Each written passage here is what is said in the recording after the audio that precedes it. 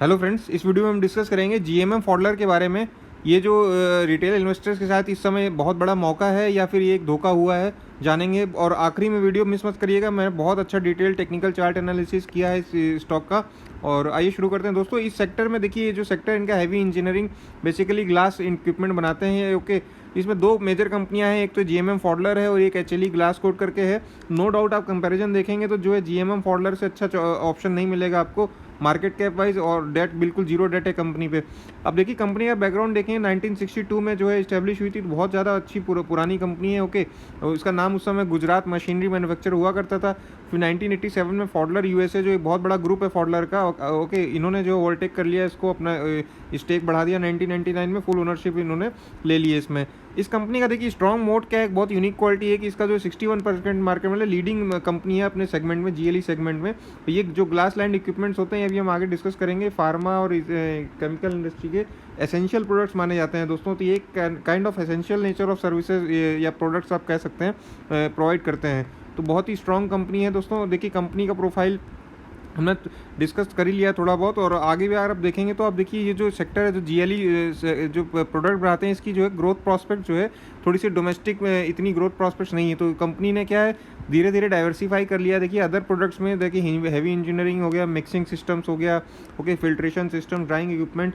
और कंपनी धीरे धीरे जो एक्सपेंशन पे ध्यान दे ही रही है। इन्होंने अभी जून 2020 में हैदराबाद में एक जो एक्सपेंशन फैसिलिटी जो है अपनी क्रिएट की है। तो ये इनका लेटेस्ट प्रेस रिलीज है, जो कि अब वो इनॉग्रेट भी उन्होंने ये वाली फैसिलिटी कर दी है। इससे क्या है, इनको जो है जो डोमेस्टिक डिमांड है वो मीट करने में आसानी होगी। अब देखिए कंपनी का ओनरशिप स्ट्रक्चर थोड़ा सा स्टडी करेंगे तो जो एक ये बेसिकली फॉडलर इंटरनेशनल जो ये ग्रुप है, basically it is owned by DBAG, एक प्राइवेट इक्विटी फर्म है। ओके, वो बेसिकली फॉडलर को जो है ओन करते हैं, और ये उनके थ्रू जो 50 से 51% स्टेक इनका इस कंपनी में है। और अदर 25% स्टेक जो प्रमोटर पटेल फैमिली है और बाकी पब्लिक के साथ है। तो इसका जो प्रमोटर एक तरह से देखा जाए तो 75% होल्डिंग जो है प्रमोटर की है, ये दोनों का मिला के। ओके, और अभी रिसेंटली मैं आपको स्टेक ये समझा भी देता हूँ। अभी रिसेंटली जो स्टेक सेल की बात हुई है, तो उसमें क्या जो डीबीएजी जो फर्म है, ये इन्होंने अपना कुछ शेयर जो है इसमें जो है बेचने का शेयर बेचे हैं। तो यही प्रमोटर है जो डीबीएजी, इन्होंने अपना स्टेक, क्योंकि देखिए प्राइवेट इक्विटी फर्म है, तो दोस्तों प्राइवेट इक्विटी फर्म का तो काम ही होता है, एक जगह इन्वेस्टमेंट किया, दूसरी जगह इन्वेस्टमेंट किया, एक जगह बुक किया प्रॉफिट। तो वो लोग जो है वो लोग का काम यही होता है। तो इसका मतलब ये नहीं कि कंपनी ख़राब हो गई या कुछ, वो जो है इसको निकल रहे हैं, इसमें एग्जिट कर रहे हैं। तो it is a part of the game. Okay, उन्होंने कहीं अच्छी जगह अपॉर्चुनिटी आई होगी तो वहाँ वो इन्वेस्ट करेंगे, क्योंकि प्राइवेट इक्विटी फर्म है वो, तो वो fully justified. Okay, so do not be scared from that. Okay, तो जीएमएम फॉडलर का ये तो हो गया ओनरशिप स्ट्रक्चर। और इनकी एक सब्सिडरी भी है मैवैग एजी करके, जो इन्होंने जो है अपने अंडर में कर रखी है। ओके, देखिए यहाँ पर है, स्विट्जरलैंड में है वो, मैवैग एजी करके, स्विट्जरलैंड में बहुत अच्छी सब्सिडरी है इनकी। ये देखिए फॉडलर ग्रुप के बारे में आप यहाँ पर रीड कर सकते हैं। 1884 की पुरानी कंपनी है, अमेरिका की, वर्ल्ड की सबसे लीडर कंपनी है इस सेगमेंट में। अब देखिए इनका जो रेवेन्यू शेयर देखेंगे दोस्तों, 69% रेवेन्यू इनका ग्लास लैंड इक्विपमेंट्स में आता है, जो कि सप्लाई होती है फार्मा कंपनी में, स्पेशलिटी केमिकल्स और एग्रो केमिकल्स। और तीनों ही सेक्टर जो है दोस्तों, ये करंट और फ्यूचर के सेक्टर्स हैं। इनमें इनकी कंपनियां इस समय जो है 52 वीक हाइस पे ट्रेड कर रही हैं, क्योंकि इनमें बहुत ही हाई ग्रोथ पोटेंशियल है इन तीनों सेक्टर में। तो इसकी वजह से इस कंपनी में भी बहुत हाई ग्रोथ पोटेंशियल है आने वाले ईयर्स में। ओके, और इनका जो अदर 10% रेवेन्यू आता है वो हैवी इंजीनियरिंग सिस्टम से आता है, जो कि oil and gas construction companies के कंस्ट्रक्शन प्रोजेक्ट्स में यूज़ होता है। ओके, और बाकी 10% आता है मिक्सिंग सिस्टम से।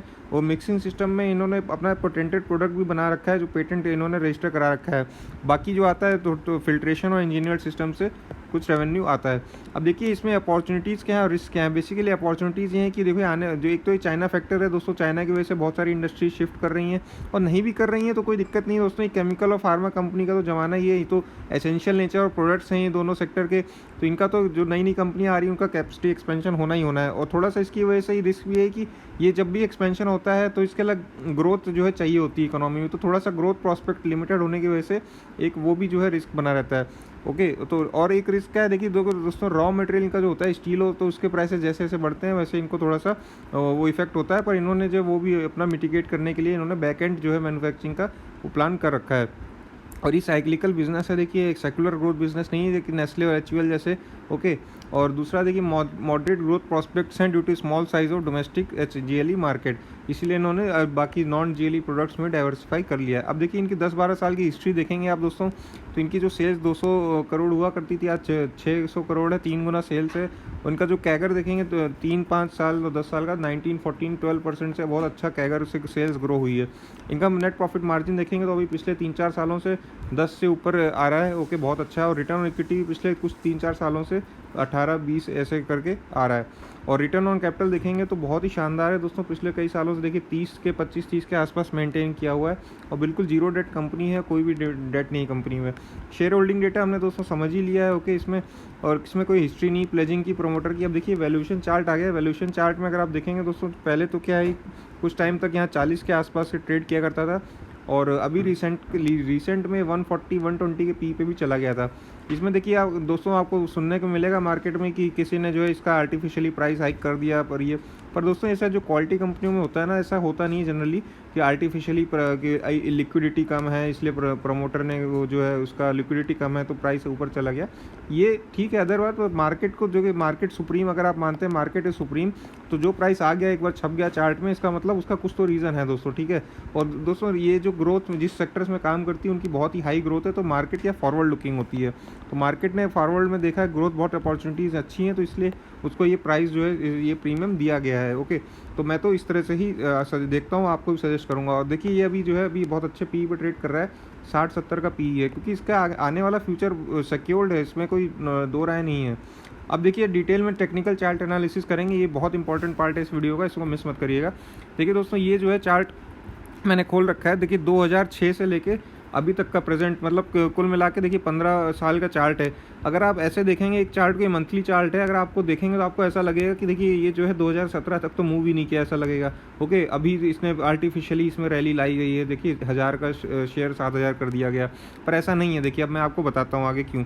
अब देखिए दोस्तों, यहाँ पर क्या है, 2006 से लेके ये है 2013 तक का चार्ट। ओके, उस बीच क्या है, ये ऑलमोस्ट 4-7 साल जो है पूरा एक रेंज में रहा। ओके, नीचे की रेंज ये थी 50 रुपये, ऊपर की रेंज थी इसकी 160 रुपये। अब आगे बढ़ते हैं, देखिए अब ये क्या हुआ, देखिए 2013 के बाद देखिए क्या हुआ दोस्तों, ये जो 100 रुपये का जो स्टॉक हुआ करता था, 100 रुपये 2013-14 में, वो जो है 6 गुना हो गया, ऑलमोस्ट 600 तक पहुँच गया 2017 में। ओके, तो इसका मतलब 2-3 साल में इसने 6 गुना रैली कर दी। अब आगे देखिए इसके बाद, अब देखिए 2017 के बाद देखेंगे जो 600 रुपये हो गया था स्टॉक, अब देखिए 2017 से लेके अभी 20 तक 600 का ये ऑलरेडी फिर से 10 गुना हो गया, 6 से 7000 का हो गया।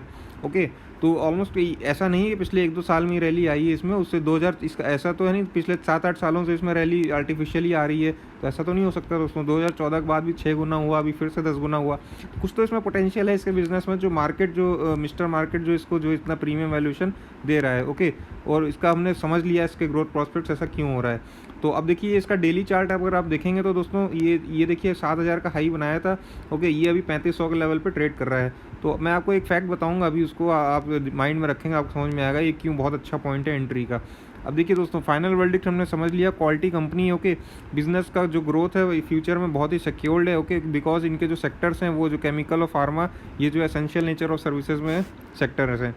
अब देखिए दोस्तों, ये जो मैंने आपको चार्ट बताया था, इसमें ये पॉइंट जो मैंने लिखा है यहाँ पर 50%, कोई भी आप ये सिर्फ इस स्टॉक का बात नहीं करूँगा, आप थाउजेंड्स ऑफ एग्जांपल्स उठा के देख लीजिएगा स्टॉक मार्केट में, कोई भी चार्ट, बस शर्त ये है कि क्वालिटी कंपनी होनी चाहिए। जैसे मैंने कुछ एग्जांपल दिए, आईटीसी हो गया आपका, पेज इंडस्ट्रीज़ हो गया, आइशर मोटर्स हो गया, मारुति हो गया। जब भी दोस्तों ये सब स्टॉक जो अपने हाई से गिरते हैं ना, आपको क्या करना, हाई पॉइंट पकड़ना है।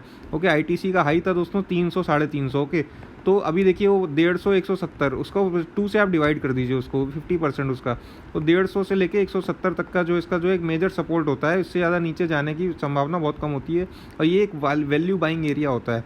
इसी तरह पेज इंडस्ट्रीज़ का हाई था दोस्तों 35,000, वो देख लीजिए 17,000 से नीचे नहीं गया, बिकॉज 50% जो हाफ दी हाई जो होता है ना, एक वो बहुत ही अच्छा सपोर्ट एरिया माना जाता है किसी भी क्वालिटी शेयर का। आपको कोई टेक्निकल इसमें लगाने की जरूरत नहीं है। मारुति का शेयर देखिए 10,000 का हाई था, 4,500-5,000 से नीचे नहीं गया, तो 5,000 पे बहुत वैल्यू बाइंग थी। इसीलिए दोस्तों एक कोट हमेशा आप याद रखिएगा स्टॉक मार्केट में, rise is voracious than fall. Okay, rise जो है इतना भयानक होता है, बट फॉल हमेशा लिमिटेड होता है। ओके, राइज इसलिए होता है क्योंकि राइज करने के लिए अर्निंग्स चाहिए होती है, और अर्निंग्स की कोई लिमिटेशन नहीं होती, कंपनी कितनी भी ग्रोथ कर सकती है, बट फॉल की लिमिटेशन होती है हमेशा, और क्वालिटी कंपनी में वो लिमिट होती है 50%। ओके, इससे ज़्यादा आप जो है नहीं पाएंगे। वही फंडा आप जो इस कंपनी में देखिए 7,000 से लेके अब ये शेयर 2,000 में भी तो मिल सकता था ना, प्रमोटर ने 2,000 में क्यों नहीं बेचा? क्योंकि उन्हें पता है दोस्तों 3500 एक बहुत ही इंपॉर्टेंट, बहुत ही टेक्निकल, बहुत ही इंपॉर्टेंट सपोर्ट होता है, बहुत ही रीजनेबल प्राइस होता है किसी भी शेयर को करेक्ट करने के लिए। तो एक चीज़ और याद रखिएगा, देखिए दोस्तों, जब कभी भी क्वालिटी कंपनी के गुड प्राइसेस जो है ना, दे कम विद ट्रेमेंडस नॉइस। कभी भी आपको अच्छी कंपनी के जो अच्छे प्राइसेस मिलेंगे, उनके साथ आपको ना बहुत अच्छी सारी नॉइज़ भी मिलेगी आपके टीवी चैनल्स पे, न्यूज़पेपर पे, यूट्यूब पे, इधर उधर, और बहुत सारी फेक बैड न्यूज़ मिलेंगी कि ये तो कंपनी ख़त्म हो रही है, प्रमोटर ने लूट लिया, वो कर लिया। पर आपको एज ए इन्वेस्टर अपना दिमाग लगाना है कि आपके साथ धोखा हुआ है ये, या फिर एक ये मौका है। देखिए जो प्रमोटर से स्टेक सेल कर रहे हैं, वो उनकी जो है अंडरस्टैंडिंग है, उनको अपने बिजनेस प्लान से आगे कहीं उन्होंने कंट्रोल करना है, शेयर स्टेक गेन करना है, वो सब देखिए इशू चलते रहते हैं। क्या कंपनी ख़त्म हो रही है? क्या कंपनी के ग्रोथ प्रॉस्पेक्ट्स ख़त्म हो रहे हैं, या कंपनी के बिजनेसेस में कोई इश्यूज़ आ रहे हैं? ऐसा तो कुछ भी नहीं है।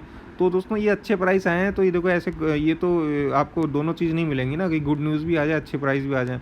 तो इट्स योर कॉल नाउ।